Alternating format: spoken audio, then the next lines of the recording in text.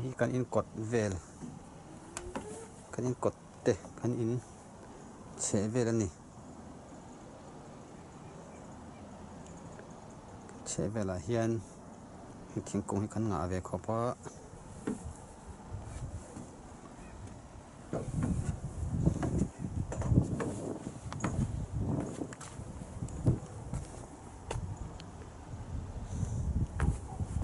hetilai hi kuta kan kong chuk thla a om kong chuk thla oma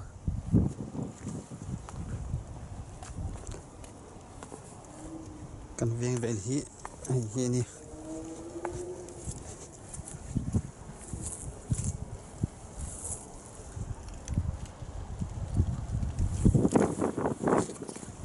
tuna in lang hi kan then om che ani a hei December thla a lut thei tura kan an ngai kha an lut le thei che lawa mar si thla vela hin an lut thei don chawani nia hi tuna kan chen na mek kan in pathian mal som na kan don pathian min pek ani a hei lom tak niwa tai hin kan chung ko in him takin kan cheng ani tun lai hei khuwa bota nim te hi hei an pha chop ania ale nung tha che lawa thara chen nung chho thura cha han ngai photila kan thenam te hi hay làm bằng giọt khi miên ông rồi vợ sớ tôi này hiện in ruột cái này tôi ta chuẩn ông á anh lọ vé dạo dạo thôi vợ tiền hiền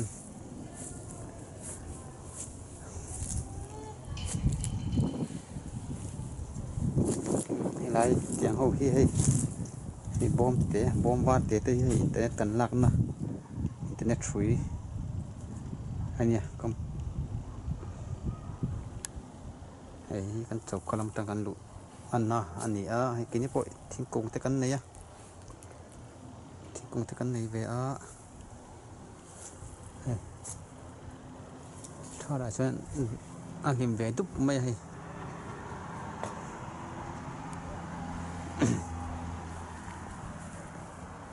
hay chi in huai room om na ni ti hian min ti saka in huai room te hi hing tianga in huaya machine chen thina tura an siam ani chuan hing tianga emergency taka chuwa theina tur hi room man ani a chung tiang ni lo chuan machine mut theinan an oi lova hi kan meter box ani a hi kan aircon le hit ina atholak na kan tiang chu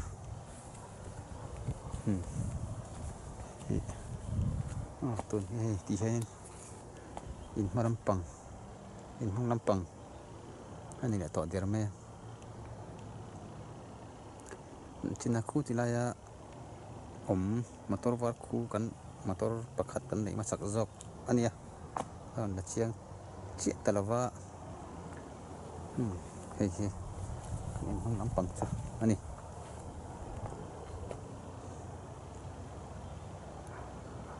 lại trên cái miền zone này hết cái miền tụ về hôm nay cần một nó zone này á hay nói chia trên bảo tè chị anh về cần này nè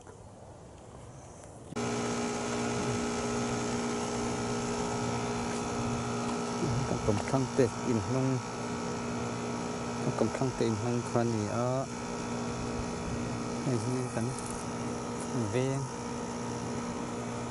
cần ven cần cầm thăng làm phần tên này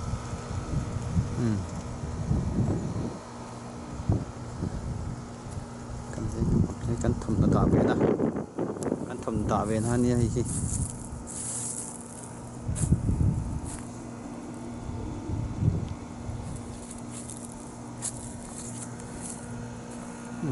kina thal tira phi chuan thlai an na der an chuak vela thingkung te pawh hi tun hi chu an tla khol vek mai hei vu tla tur hin ngam lo ni bera hei na reng thingkung hen an nei to lo ba hei hi tun hai te kan an lak thar ve ania na tho na kan te kan lave thui mai hei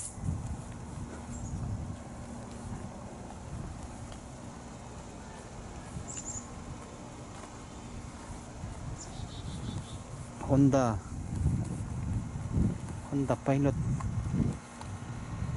pilot ni ve hian na kan kal na ni hei kan veng se ve ani a an veng se ve ani hei veng gom tak chu ni ve hi college mun pui an college sokol na pang ho te ne kai nai em a hei helai vel hi an compound in fiam na helai kan mu thei hall hi tennis ain khel na hall ani sokol na pang college sokol na pang ho tennis in khel na nia hemi chak chi hi degree pek na hall om le hemi chak chi hian hemi building chaka hian ani hi in hung lam pang kalkong te ni hei om ve rai maya hemi chak le hian kan chak la hian police le na om boka nia an thla hi mong ve viau mai hi pathian zara hei kan in che vel te an niอันนี้จะให้นี่มันจอมช้าและสิ่งถัดดุไหมนี่มีอาจจะจอมมาจอมเบเดียวให้ง่ายตัวยินเลยดำหน่อยที่นั้นจอมเร่งถ้าเวกสารไล่พวกสิ่งดับตัวเห็นจอมเททีนะ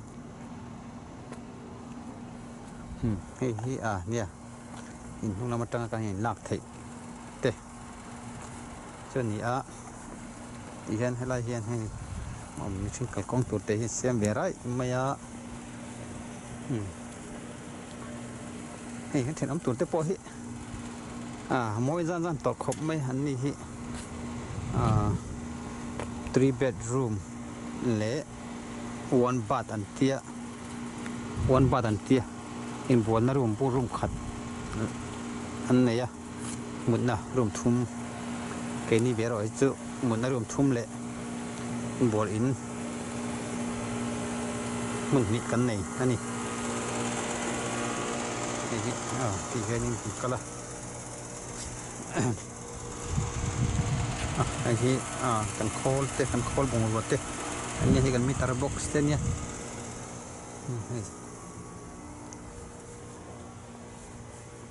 เห็นนี่แต่เห็นนี่จุกะหลุดชวนนะอันนี้เป็นอะไรที่เช่นดาร์หลังเนนกงขาร์ฮีถวนนี้เนี่ยปนลำปังให้ดาร์หลังอันนี้ที่เช่นให้กันใช่ไหมตุกเวรฮีกันสวยนะดอกกันมุนอันนี้ให้รันตาเตรียมใจกันหนีพวกก็รันตาเตรียมใจกันหนีพวกก็ที่ขานี่ให้กันกดตัวเวลตัวจูอันนี้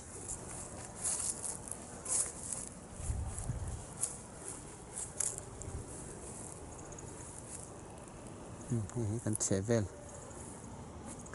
ลอินเตกันเห็นอมเตอันนี้ตัวนาฬิกาให้ทิ้งกงเราทุบเมลกันหัวเองมากันหลังไทยแล้วให้กันอินกดเตะให้สกุลนักปังกุลสกุลนักปังเตอินนั้นหัวเวทยังให้มันเข้ามาถ้าเต็มวงขบไม่ขดถัดลายเขาบอกวักหลอกลายเพชรอันปีที่ที่หันหลังทะเลาะหลอกลงมาสกุลนักปังเขาเตะที่นักคู่ที่ลายมอเตอร์ดิ้งกันหิคู่อันนุ่งจอกโซกันมอเตอร์หิมาสักอันเนี้ยกันมอเตอร์หิมาสักอันเนี้ยไอ้มามีจอกหิอันปรุดเตะมอเตอร์นี่อัน อันนี้ให้ตัวนับกันอินะอันออกมาสลทองตั้งอินให้คอมวังทีนะให้เมลสมงาลาอันออกมาสอนนี้ตีนินคอมทุนลวินอันก็จักถิ่นบอกอะตัวน่ะอินซูมันอมแม่กันนี่ให้แต่ให้บอลหล่อบอมตีให้มินไหนทีละบอลหล่อบอมตีให้ประคัดโซ่ปัจจุบันเนี่ยหาบอลหล่อตักไปนั่นแหละมันแหละเทียงตุลซีเลยข้าคงตีเวลแต่แหละมันแหละตุลังมันเทียละตุลังซีรีไซค์กันตีเตะไปนั่นตัวอันเทียช่างอันเอาลูกเลี้ยไม่สนดีทอดกันการเห็นวิคัดอันนั้นละที่ขันการตีนั้นละไปไซค์กันอะไรฮิจูการเนี่ยวิคัดอันนี้คือก็เทียจุดที่เห็นเนี่ยอินมาลำปังนิตาเสร็จแล้ว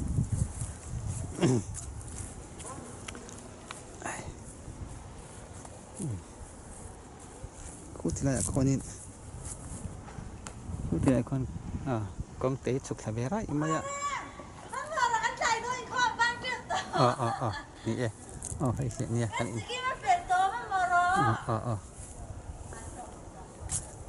อะไรเลยให้สิอินมาลำปังช่วยนี่เทียนมาสมนะขั้นตอนเลี้ยวนี่ที่ข้าคนเสียที่โตในเสียง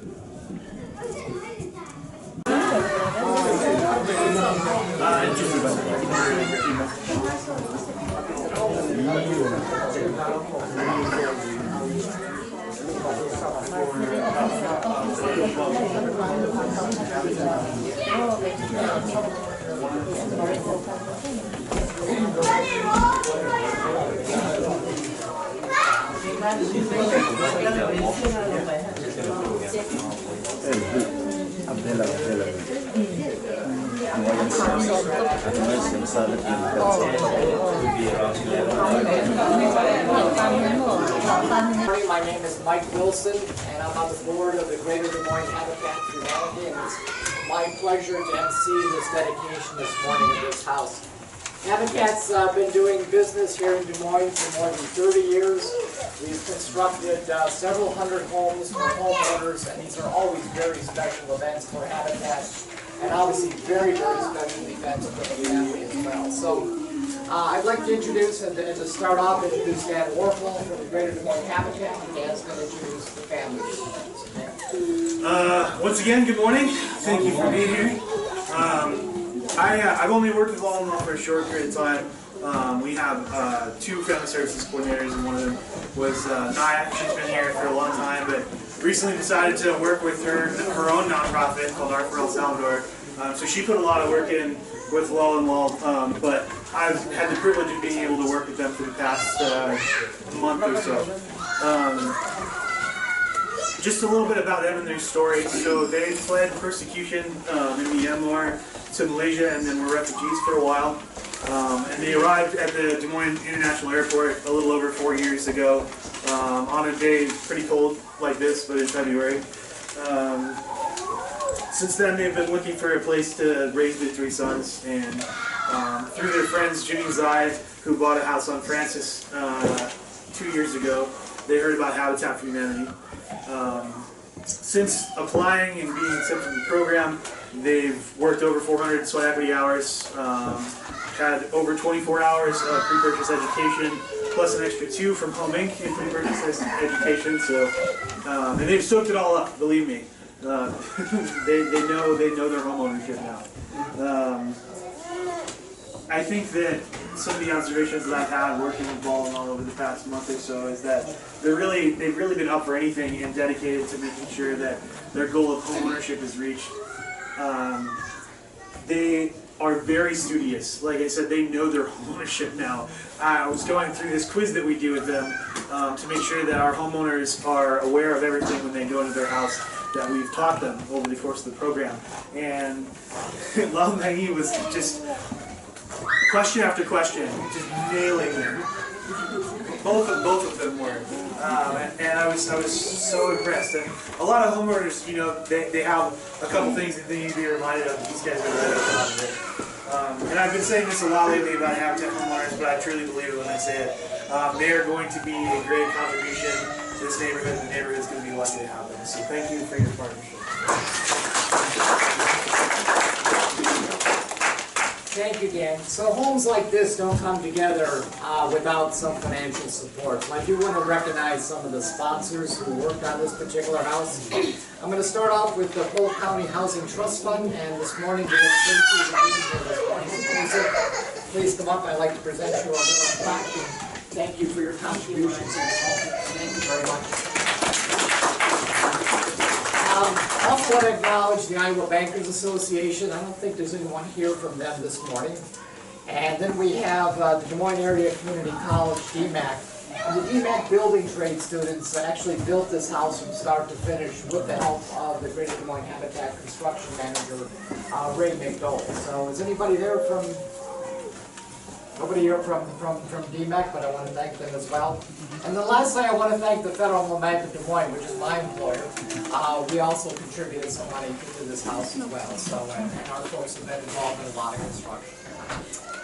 So now I'd like to introduce Pastor Van Khawlrema of the Miso Church, Iowa, to provide us an invitation and a scripture reading. And please, the floor is yours.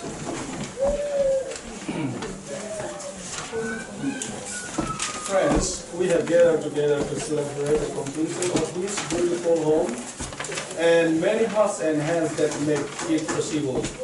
This is not only a dwelling, but a symbol of God's love and a celebration of a community that has come together to build something that we couldn't do on our own. Today we seek the continued blessings of God on both this home and lawmna and lawmna's family that live here. Let us hear the word of God. Dear children, let us not love with words or speech, but with actions and in truth. 1 John chapter 3, verse 18. And I will read the little part and please respond me. With gratitude to God, who has provided the materials and given us strength to build this house. We dedicate this home To the deep and abiding love that binds the family together. We dedicate this home To the understanding, patience, discipline, and forgiveness, essential for growth and fulfillment of lawmna and lawmna's family. We dedicate this home To the vision, courage, faith, and hope that make life cheerful and serene. We dedicate this home To the beauty and order and cleanliness that provide the wholesome atmosphere and elevate the spirit of faithful living. We dedicate this home To the training of the bodies, minds, and souls of all who live within this world. We dedicate this home To the work of God's kingdom in the world and in cooperation with His church. We dedicate this home to the Lord of God. Amen. Please do understand us. I want to pray in our native language. Lalpa, buena hian he in hi ikuta tangon plane. Amen. Lalpa, muntina siapte mangin siapte ang limte mang cross and chera bekan siama. Lalpa kan pathian he in hi it chen na in ilaw na in thun nei na pun lumi chan nei lo ni zero se. Amen. Hallelujah, amen. Kan pathian he in a hian chen tu enang in chen puila. He in a nge yun ram lo theng ro se. Inu zong wa na mi tenang tiang in he in a hian tin zero se. Lum rual na rem na lo sala. Lalpa kan pathian an muthuna to an mu mang chen in pol thi nang che. Imal som na te chu beng muka soi muka liam soi sai ko pin ron duan lu tir la. Go shante lim ta kan loi lu thin na in te ril tang tui halte an loi lu thin na in te Dai le poran mu na inte alo ni zel thei turin ku ta kan pla ne bu khore ma te chung ko tiang mun ro pui be palawan lom thu kan so ya he tiang hun ro pui kan manawa poi lom thu kan soi boke lam pa nam ma wangan ne ni ti ang sia e chu ban he in si re ren te ron hoi le sa ta thil ti te lu te lom na in nang man thu nei na pung lu mi chan na in le lam pai fa ten chen na in ani anga i mi ta fu ren na in lo ni ro se sual re ren in thu nei na chan te lo na in lo ni ro se I swami ni ku pharo pu ya kan la ne amen. So Habitat for Humanity is founded on Christian principles, and at every dedication we do provide a Bible to the family. And to do that this morning, I'd like to ask Khawlrema Rogers, who's with Habitat staff, to come up and present the Bible to the family. It's my honor to be part of your home dedication, and you and your precious children are the finishing touch to make this house a home. So I'm honored to present this Bible to you. Congratulations.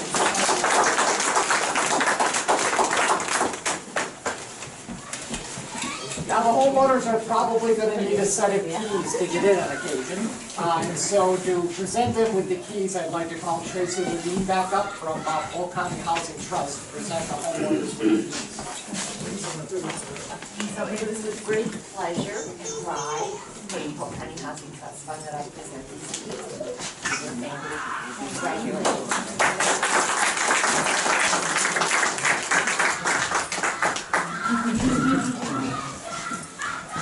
Now don't lose those. So, the floor is yours. We'd love to hear your comments, please. Thank you.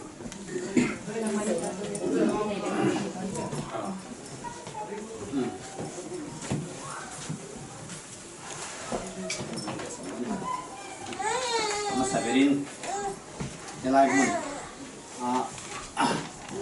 in mun di kui tua nakal kom zong zong chen ding chi bai ka bu cheu bai bu chang kan chiar agi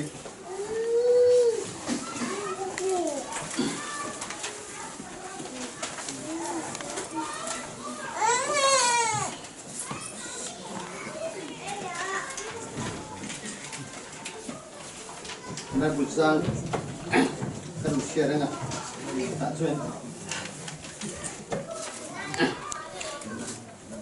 Rome, bung, Tang from le for ama atong le, ama abang le,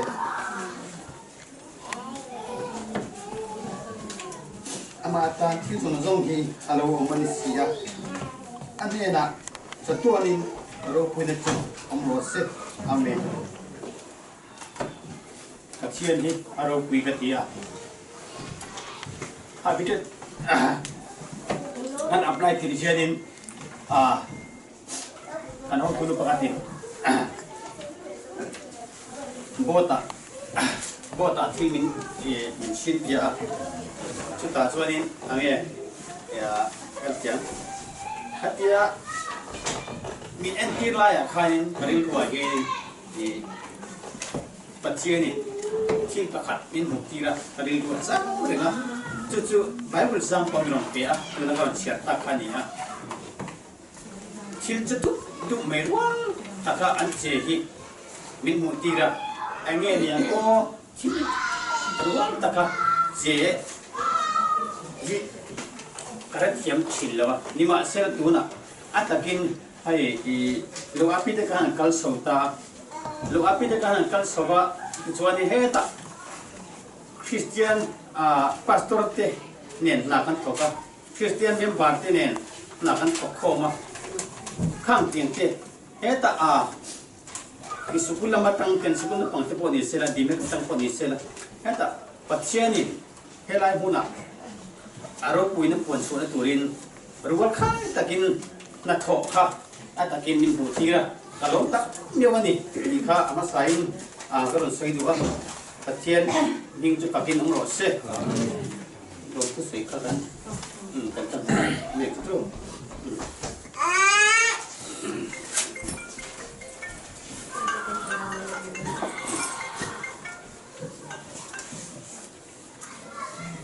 ama sabirin patient na long thu patient na long thu soina ania. First of all, we would like to thank to God for giving us this home. Kailan ang palkom zong te in zava in patient in malson churo se. Whoever tuned in today, thank you so much and may God bless you all. Kailan mo na hianin the talk to te ni tam takan oma habis itu tak buat talk to te tam takan oma habis itu login tu ko di patient ni tata ani ngai bong ni kasolo soi ko ni. There are so many people that works at Habitat and we think that this creation is because of God. Eng bang i join patient hi kan patient hi mangai ni tu an dia mangai ni na habis itu silo din dim kan ni. The reason why I think because is that God is love and He wants to provide for His children. That's why I think it's that way. Habis itu tahen talk to te sangan oma a talk to te boy han ela han bia ela min lim sang he min han ena min lim sang min bia patient ro pui na hi an he la hen ka butak me wani. Everyone, whenever we came to Habitat for appointment and things like that, everyone looked at us very nicely and very happily and respectfully. So we thank God and to the Habitat people. Engkima kan thiam lo nate min en lo ba kan zir thiam tu engkim thil en kol dan mani in kai en kol thero lo di min sia jeng en kol dan te engkim mei jeng man dan te jeng kol dan te in chip chia ta king kan family kan sung kwata na min ngai poi mon to ka ti te ka min sil khap eng min han tu ma zong thong to khai lo tu na sai ko ni. And we also like to thank to the Habitat people for teaching us how to do things like how to take some loan or everything, how to take care of the house and everything like that. Thank you so much for that. Handout. First off, we have some cleaning supplies from Hilliard for you. I won't pick it all up, but you can see where it's from. Isabella Bloom, we've got a pineapple sculpture right there, a sculpture on your cadenza here, whatever you would like. We've got some quilts from the Des Moines Area Quilters Guild. And then we also have some samples from the Embroidery Guild. And I believe we have some Des Moines Bike Collective certificate so that your children, maybe when they get a little taller, can go out and ride some bikes. So now I'd like to introduce Yamatam, who is a current Habitat homeowner who lives about 3 blocks from here, maybe. So I would like him to present to you a welcome basket, and he's going to provide some remarks and read a poem that he has. So, please.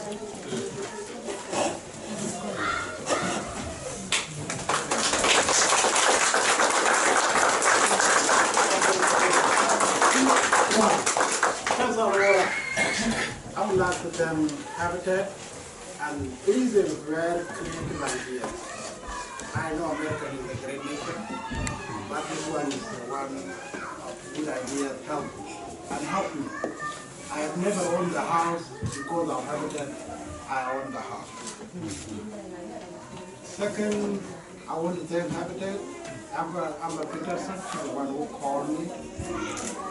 What does this mean? It means that there will be bread in your house, light in your house, flour, and salt to build the house. I believe you will like it. Yes, it will be hard from day one. Many people will say that it's not a good neighborhood, that is this and that and so, but stay here. It's right. As long as you don't worry about what is going on outside, go to your work and come to your work. Say hi to your neighbor and don't worry about the rest. Whatever going to the street, don't worry about it. Don't ask anyone. That's what I'm asking. Thank you.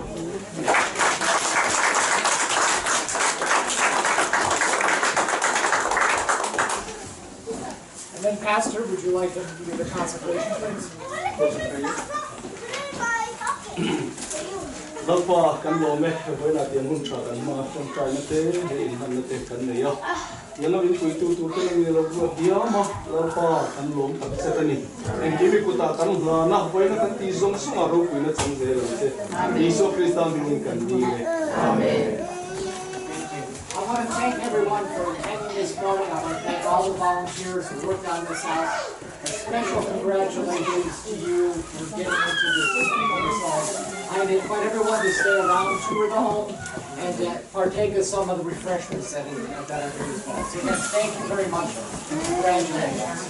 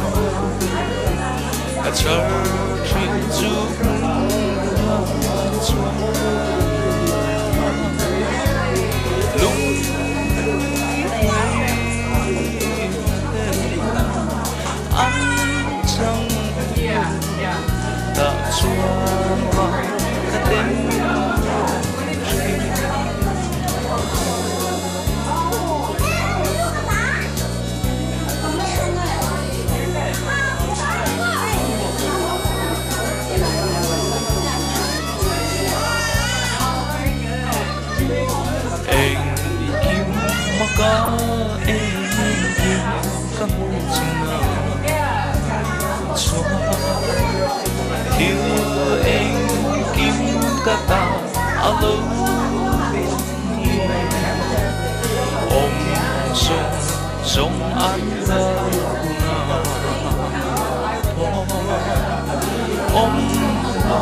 kata